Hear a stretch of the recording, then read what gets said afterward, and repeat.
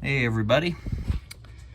All right, the intercooler's off, and the next few steps are kind of difficult the first time you do them, but once you put on a nice race downpipe, these next steps are pretty easy because you don't have all the heat shields that are blocking, the turbocharger.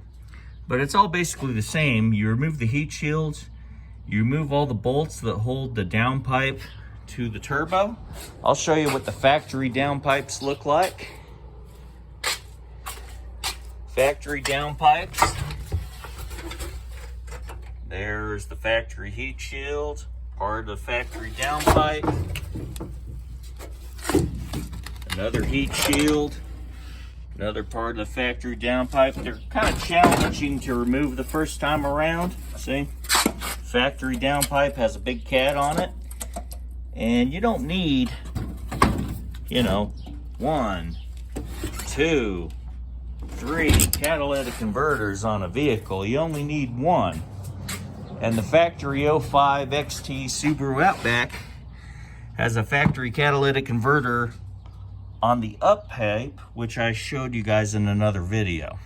Well, my downpipe that I have eliminates the two back cats, and it's for track race only. So here's my downpipe.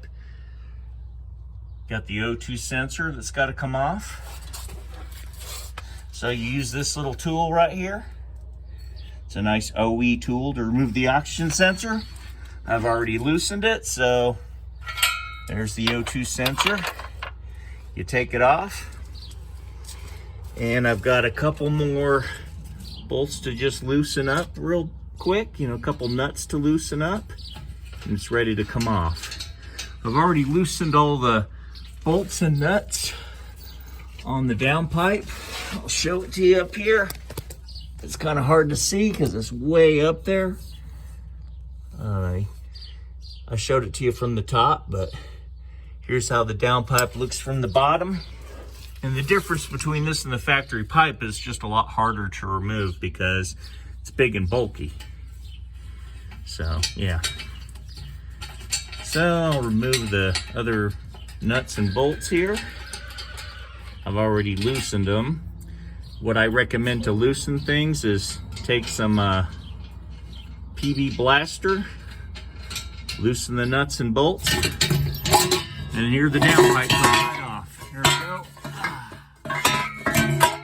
And the downpipe is off. You just remove the bolts there, and the bolts and nuts there, and there you go. I'll just leave everything, I'll leave up the hardware there so it's easy the next time around. Just leave the hardware attached, just kind of up there.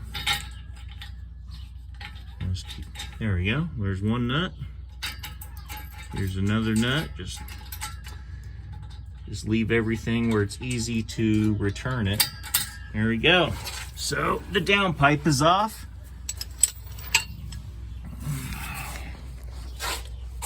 Okay.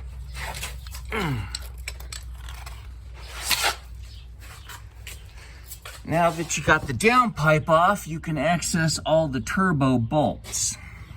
So I'll pull the gaskets off here. Just pull the gaskets off. I like to use a couple of them. You can use one, but I like to use a couple. And you can see there's a bolt for the turbo.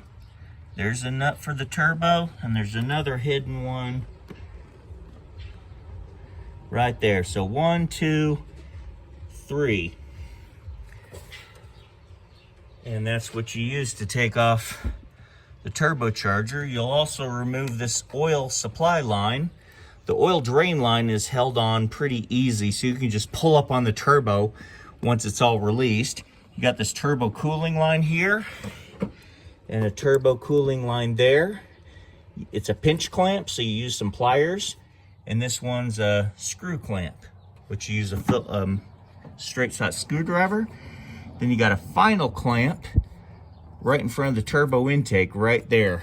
So you just have to take a screwdriver and take off that last clamp. That's why it's really easy once the intake manifold is, take all the bolts out of the intake manifold and just move the manifold back a bit, and it'll give you access to the inlet of the turbo. I'll show you more of that to follow, but that's part 3 of turbo removal. More to follow.